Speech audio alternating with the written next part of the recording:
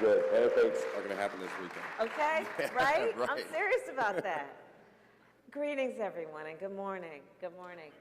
I am honored and very happy to be with you this morning. There's a lot to talk about.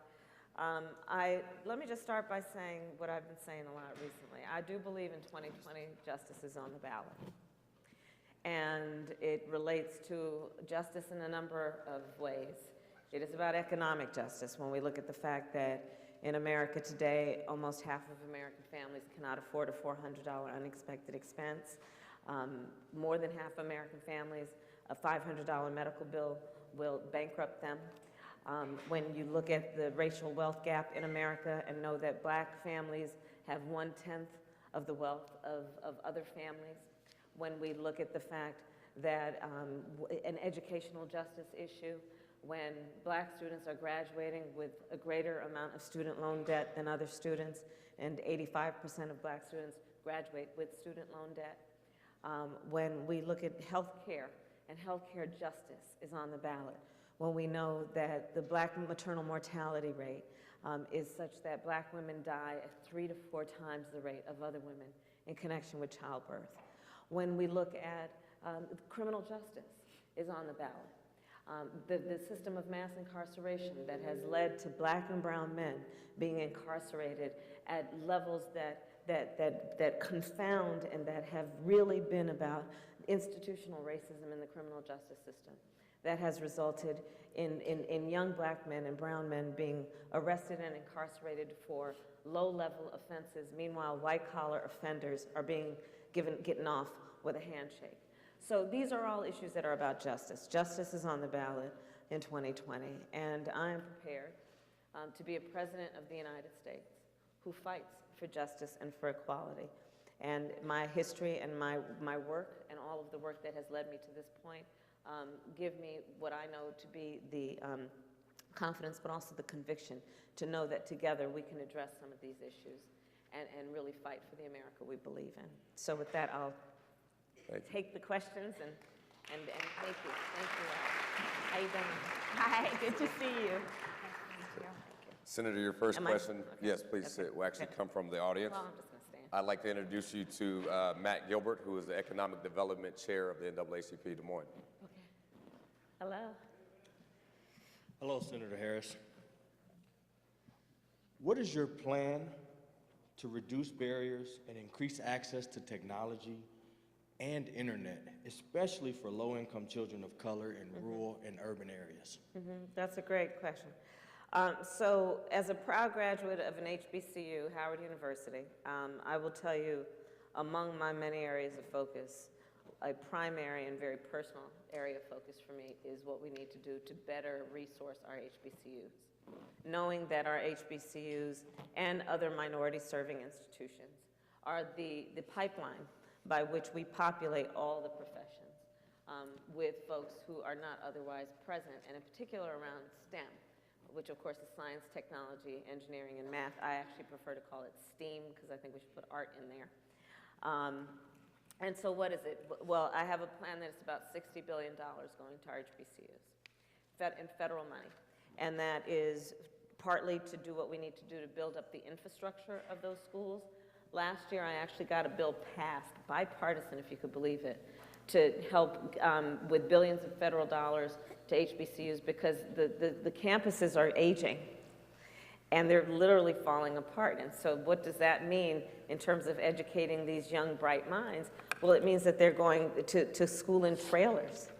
It means that the library is shut down, and so they've got to go to some other campus to have access to the resources. So part of it is about infrastructure, but a larger part of it is about what we need to do to fund HBCUs around the research and development work that many universities do that allows them to grow and also produce students who can go out into the workforce knowing the best practices and being able to advance the mission of the profession. There is a subset of that is also, for me, about what we need to do to invest in entrepreneurship. And when we're talking about something like technology, the reality is that a lot of the people who are successful in technology are not going to big corporations. They are, in fact, we call them startups, but you also might want to think of them as entrepreneurs.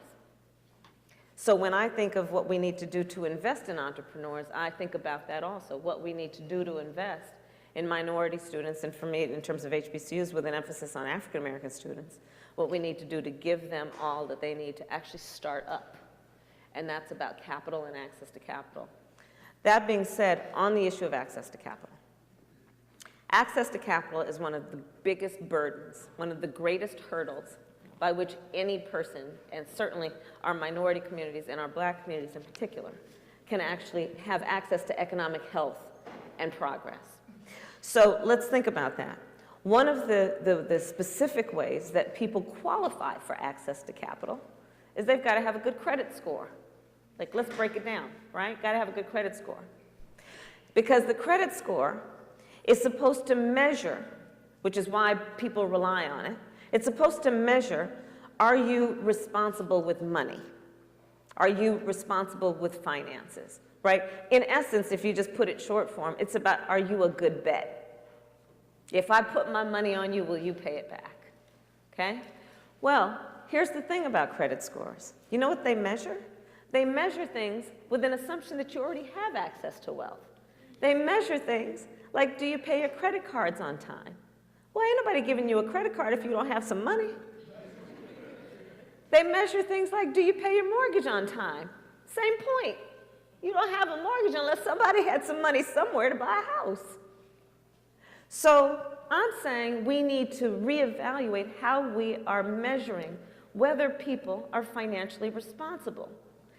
And so I'm prepared to extend what we're asking to ask these questions.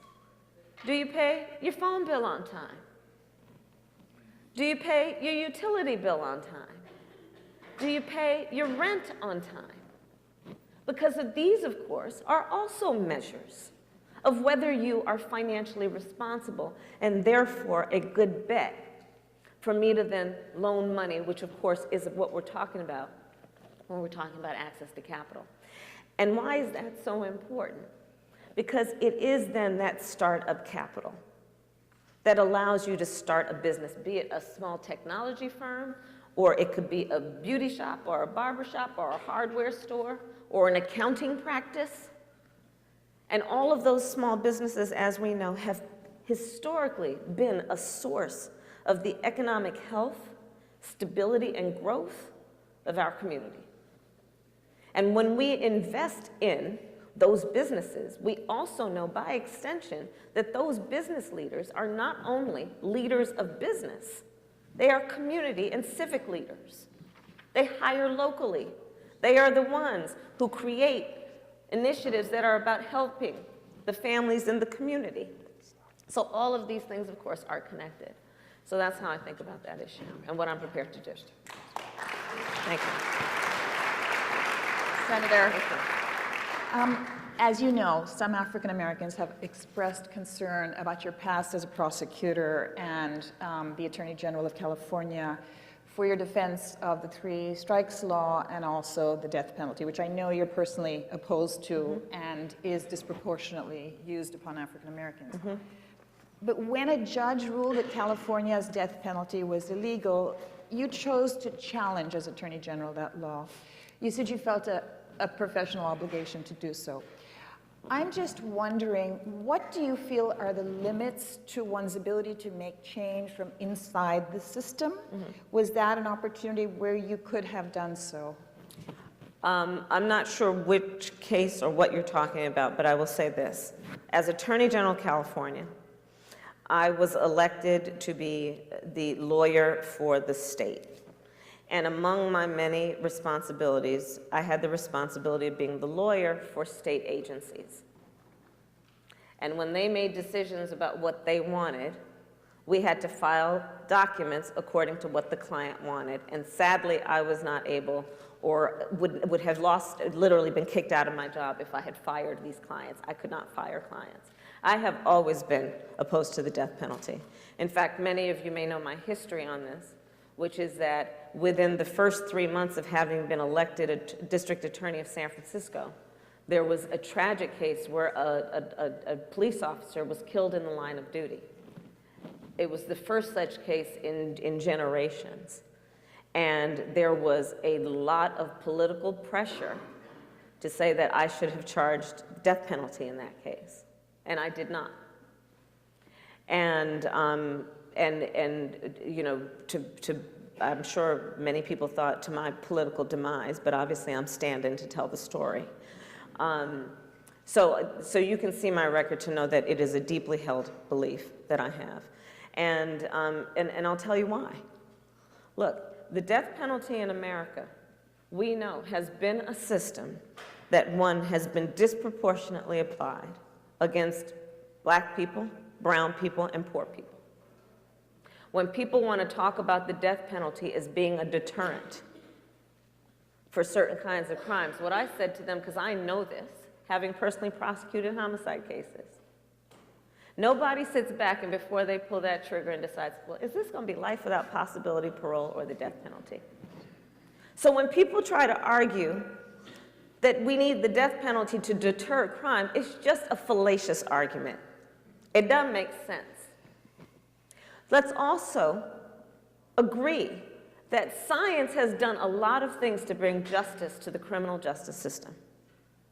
And what science has allowed us to see because of DNA is that there are people who have been convicted and sentenced to death who were innocent.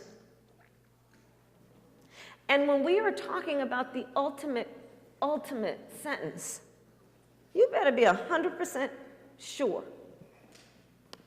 And so I oppose it for a number of reasons, including it is state-sponsored homicide as far as I'm concerned. And for that reason, I will always be opposed to the death penalty. In terms of the criminal justice system, let me say this. I grew up a daughter of parents who were active in the civil rights movement. I grew up a black child in America. There is not a black man I know that is a relative, a friend, or even a coworker who has not been the subject of some kind of racial profiling or excessive force. When I made a decision to become a prosecutor, it was a very conscious decision. A very clear-eyed, eyes wide open decision. And my decision was based on this. Why should we only be on the outside when we are trying to change systems? Why not also be on the inside to force change from happening? So thank you, just to follow up on that, do you not remember an instance where a judge ruled that California's death penalty was unconstitutional and you challenged? Yes, let's talk, I didn't get to that part. Right. So in that one case, we're talking about what happened was that the proponents of that case were basically arguing that to get to the death penalty, to actually get to the penalty, it was taking too long, and therefore unconstitutional, because it was taking too long to actually kill somebody. Okay, that was the case, and therefore unconstitutional, because it was taking too long. I knew what they were up to, which is that part of the proponents of the death penalty have been trying for years to say, speed up the system. And to do it, they've been saying, part of the way that we should do it is let's not have such a high bar on the attorneys who defend death penalty cases. Let's let more attorneys take those cases, including those who are not specialists in defending death penalty cases. What they were saying is, let's shorten the appeals process. Let's not allow people who are on death row to have so many bases to actually challenge the death penalty. And you are right. In that case that you're talking about, I said no. I said no. I knew exactly what they were up to. And that was why. Thank you. You're welcome. Thank you so much. Senator, you have some ambitious proposals to ease the economic crunch for lower income people, including a $247 billion Lift the Middle Class Act, Yes. and a $42 billion Rent Relief Act, Yes. and a $100 billion plan to help the housing costs in historically redlined neighborhoods. How will you pay for all of these programs?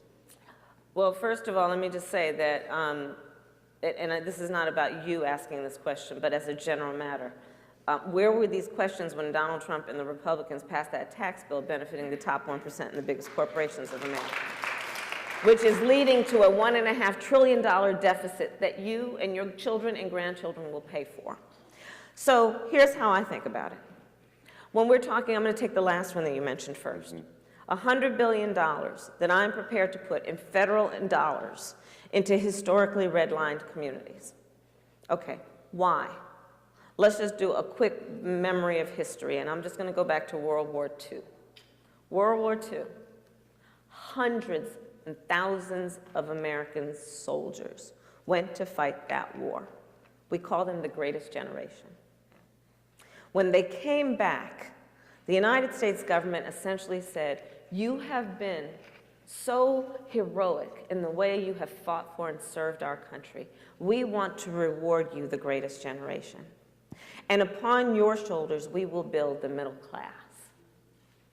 So there were federal government programs to help subsidize home ownership and the buying of homes by those, as we called them, greatest generation. Who was excluded from that? Black service members. Okay, then you look at the decades of redlining in which black families were excluded from buying homes, in particular in those communities that would see great value appreciation. Then you fast forward to an issue I worked on, which was the foreclosure crisis when the 5 biggest banks of the United States were engaged in predatory lending, focusing on black families, brown families, and immigrant families, and selling them homes without doing the due diligence and then foreclosing upon those families. What ends up happening? Well, we see, when you look at the issue of black home ownership, it is at the lowest rate that it's been since 1968 in America today. And let's talk about the significance of home ownership. This is about an economic justice forum. Let's talk about the significance of home ownership to the wealth of a family, much less a community, and put it in the context of intergenerational wealth. Well, Kamala, what are you talking about? Okay, one of the greatest sources of wealth of any family that gets passed through the generations is that home, from grandparents to children to grandchildren, right? Intergenerational wealth. So when our children say, Mom, I want to go to Howard University, and Mom can say, honey, you don't have to take out that predatory loan from that private loan servicer. I'll take equity out of my home to help you pay for tuition. Or the son says, Father, I'd like to start a small business. And the father says, son, you don't have to take out a loan from one of those predatory lenders. I'll take equity out of the home to help you start that small business. Intergenerational wealth. So $100 billion is going to families that live in historically redlined communities or families that live in federally subsidized housing to help them with closing costs or down payments to buy a home. Because if you want to deal with the racial wealth gap, a very specific part of the solution is to help families own homes. And when you do that, you build communities, and we have healthy communities, we have therefore safe communities, we have communities that thrive.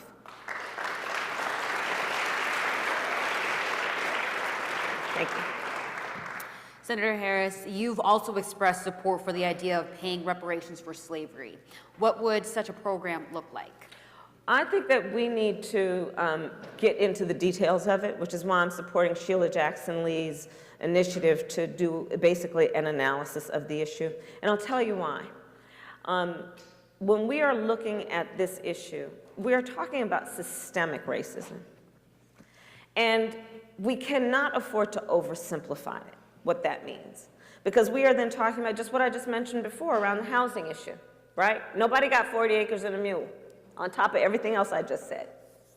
We're talking about issues that relate to healthcare disparities, both in terms of issues like the undiagnosed and untreated trauma among black children who are growing up in poverty. And let's be clear, poverty is trauma-inducing, or growing up in a community where there is violence and there is you don't need creative thought to know that the communities where you see violence are the communities that also don't have economic opportunity, which is what causes the outcomes that we see, not the other way around.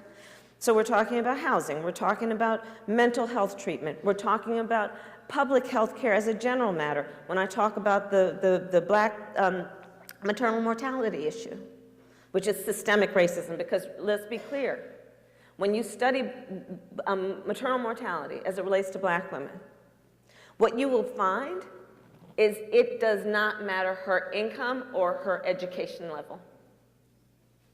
It literally has to do with the fact that she is a black woman. And when she walks into that hospital, that clinic, or that doctor's office and talks about what she is experiencing, she is not being taken seriously. So then we're talking about education. We're talking about the fact that you look at the rates of discipline, suspension, and expulsion of, in particular, young black boys, as young as kindergarten and first grade. Let's talk about all of these issues and understand that writing a check and then telling everybody, be quiet and go away, is not what we want or need. Therefore, I say, let us get into the detail and study it to talk about exactly how we are going to deal with the systemic racism that has occurred over hundreds of years, and what therefore then must be done to correct course. Thank you.